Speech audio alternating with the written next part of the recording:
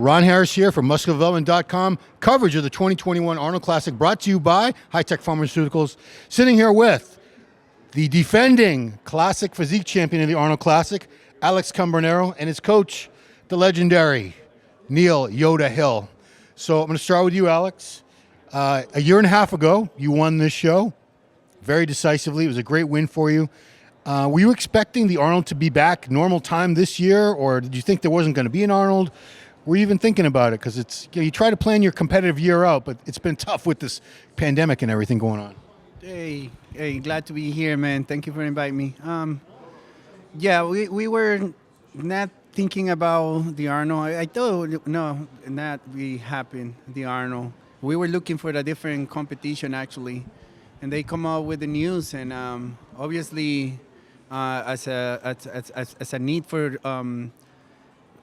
requalify for the Olympia, I was choosing the Arnold, and then becoming a very difficult because it was the news that it doesn't qualify you.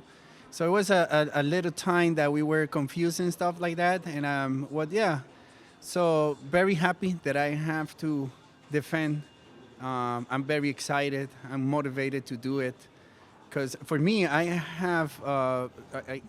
for me, it's very important. This competition means a lot for me, maybe more than most people, you know. But I'm going glad, and I'm proud to defend that title. Why does this mean more to you? Why does the Arnold mean more to you, think? Because I was very disrespectful when I won the Arnold, even before the Arnold. Because even with my record, I was putting in bad places. I think it is bad places if you take me out of the top 5, even the top 3. And then when you won, and it's not even a year, you put me in another bad place. It's very disrespectful. So, and it's easy just to write and talk shit. But for me, I have to prove it and go and compete and get prepared and all the stuff. And even though that I just prove everybody wrong. So this one is motivating me to prove it wrong again. It's like wrong again. So very motivated to do it, especially with this new generation. So you just have to prove and enjoy. Personally, I enjoy when I prove it now, because I don't write down. I don't expose myself talking anything after. Not in the first Arnold. I didn't talk shit in the first Arnold. I just make my thing, my job, and like I always do. So that's what I'm doing here. I'm in a mission. Cool. So Neil, we were just talking before we started recording. There were a couple of challenges that came up in the last few weeks of prep, and that's the mark of a true champion, is to be able to get past all that and still come into the show in the best condition. Can you run down what's been going on or what happened with Alex the last few weeks? So prep has been perfectly textbook from day one. Last year, his body was very hyper-responsive when we were going through the manipulation phases of week 1, 2, 3, right up until show prep, which was probably a 14-week prep. When we went into the Olympia, his body just was tired, I think. His body didn't want to respond. We had to push really hard, do a lot of manipulation in different areas and different variables taking place. But for this Arnold, it was like his body was firing again. Everything was like just synergistically moving all in the right direction.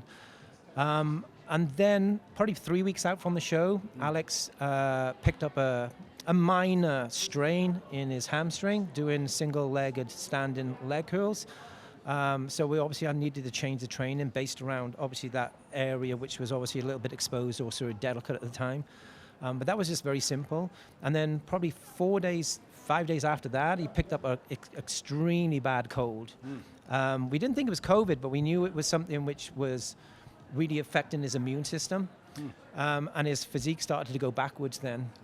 And then, just as we started to kind of make some progress and get over that cold, he injured his lower back, and it was quite severe. Now, when I say it was quite severe, he didn't have an MRI done, he didn't have any diagnosis as far as any scanning, but he was very immobile. He was very, very immobile, and that was a big concern because we had to step out the gym for about 4 full days. which is okay because obviously a lot of people think that you've got to spend all that time in the gym. You know, a smart athlete does everything that he needs to do and no more. And it's very easy to think as you get closer to a show, push, push, push, push, yes, when in a lot of cases you need to start backing back. But the problem is that his body started to hold water dramatically and then things were fading. And the problem is that you don't know how many days it's going to take for all that water to start to, to diminish and then get a clearer picture of how he's looking. So it was probably on Sunday morning, which was probably 5 days ago, that when I got, the new video from Alex, it's like, okay, right, things are starting to move in the right direction. And I feel in the last sort of 3 days, there's been an acceleration, yes? So, of course, it's been a bit of a bumpy ride for pretty much 2.5, 3 weeks. But I feel that as he's standing here now or sitting next to you on your left-hand side, he's obviously the defending champion. Yeah. And I feel that we're in an extremely good place with prep. I couldn't be happier how we look at the moment. Everything is where it needs to be. Of course, there's a lot can change within the next 16, 14 hours. Yeah. I do personally feel, I want to shout out to all the athletes out there, I feel there's probably 4 or 5 athletes which could win the show. Yeah. And I think you guys be fucking respectful. And the reason I say that with say frustration is because I know Alex is my client, but when you actually look at paper, the 2 leaders, well actually 3 leaders, let's say, going into the show is obviously going to be Terence, all right? Nobody can say for 1 minute that guy is not got his name on that title, all right? You've got Alex. Alex came 4th in last year's Olympia, all right? Terence came 2nd. Then you obviously got the gentleman, Brian was 5th place, Brian Jones. That's right, Brian Jones, yes. So there's 3 athletes there who are in the show, which are all in the top 5 of the Olympia, all right? And then you've obviously got the new breeds of athletes coming into the show as well. Peter, incredible athletes, got a lot of success. But my point in all of this is that when you break down physiques for physiques, classic bodybuilding is all about shape, symmetry, and condition. It's not about just size and who's the biggest guy on stage. It's about all of those things, or a blend of everything. And I'm not going to sit here and say Alex is going to win because there's 4 or 5 guys who could win the show. Yeah. But I don't feel that there's one person who's ahead of anyone else on paper. That's my honest opinion, really, very much. We're doing everything that we can to bring a package which justifies another victory. As we sit here now, as I said, I feel that Alex is in a really good place mentally and physically. Yeah. And we're excited, very excited about tomorrow's show. And I want to say a big shout out to Bob Laurier. Bob, you're an awesome gentleman. I really appreciate the support, hospitality and friendship to yourself, your father, Arnold, and obviously all the team for an incredible job, again, of bringing this event to Columbus. It would have been very easy to, say not this year, next year. That just goes to show, right? Their hearts and their intentions are all for the athletes. And I think you can't help but show, a huge amount of respect for what they're doing and what they've done for this event. Yeah, just as a side note, they're not in it for the money. There is no way they're making money this year. Mm-hmm. They're doing this for the athletes, for the fans, for the industry, just to keep this thing going. Alex, I gotta ask you about that. The injuries, how do you keep from freaking out? How do you keep your focus and your confidence? Because that's, prep is hard enough, and you've managed to get past what a lot of other guys would have quit, saying, I just can't do the show. I hurt my back, I hurt my hamstring. How did you find the mental strength to really keep going and pushing and get here today so you can be on stage tomorrow looking amazing like you're going to? Well, I think that's my advantage of many of guys that have better bodies, or at least look at better symmetries or bigger than that. My mentality is a mentality of a warrior, and I'm in a mission, and once I get into the mission, I deal with whatever it comes. I mean, my tantra is to deal with it, and I'm very blessed to have my team. It's a small team, Maggie and Neil. But this thing got me just concentrating my craft, and I working on my body and working on my posing, working on everything that is gonna bring me to the best outcome. So I just put an attention to my job, which is working out, eat, and cardio, and all this stuff. Now, my mindset, as soon I get injured, was my sport now is recover. So that was my sport for 4 days or 5 days that it took me to get back to the thing. And then just ignore the pain. Again, when you have something in mind and something that you really, really want, there's no pain, there's nothing. So I block my mind. I block my mind because even when I get injured in my hamstring, the first thing that I get crazy. I get started crying. And okay, no. It's gonna last 1 minute. Okay, let's go. Let's go back to the thing. And I finished the workout. I bet you did. I fucking finished the workout. So yeah, that's the mindset. The mindset of a champion. You have to do champion stuff. Because I mean, the lower back injury, for any of you guys who've had lower back injuries, that's the worst. That you can't do anything. You know, I mean, when you were in the height of pain from that, were you thinking, I hope this doesn't last all the way till the contest?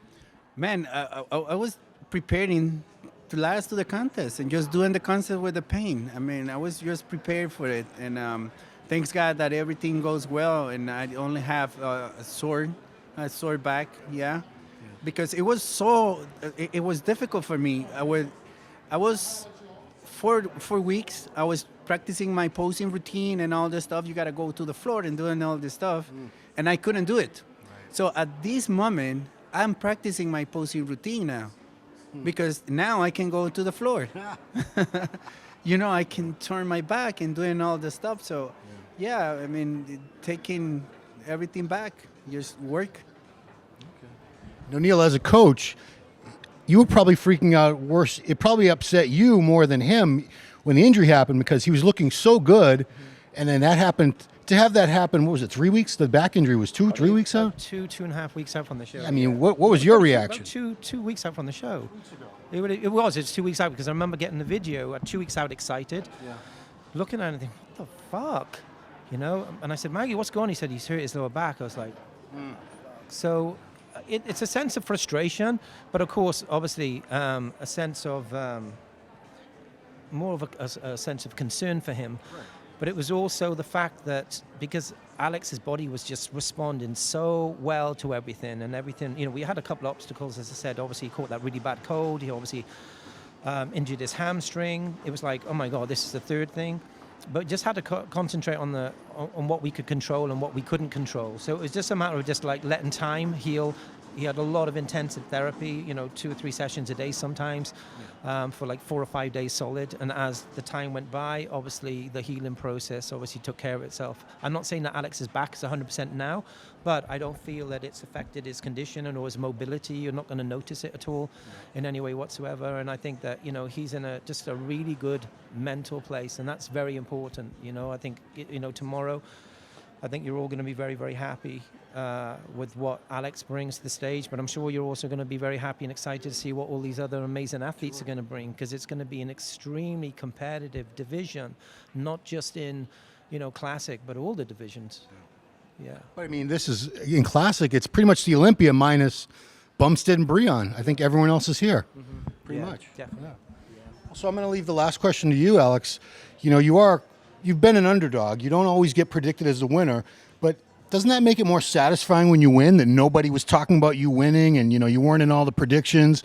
Isn't it cool to be able to prove people wrong and show people, yeah, you know what, you didn't think I was going to be the best, but I am the best. The judges decided it right here today. I mean, yeah. I've been running my career at the same time, the same way. So I've been proven them wrong 6 times. Yeah. You know? And the others I placed in second. So yeah, I'm satisfied.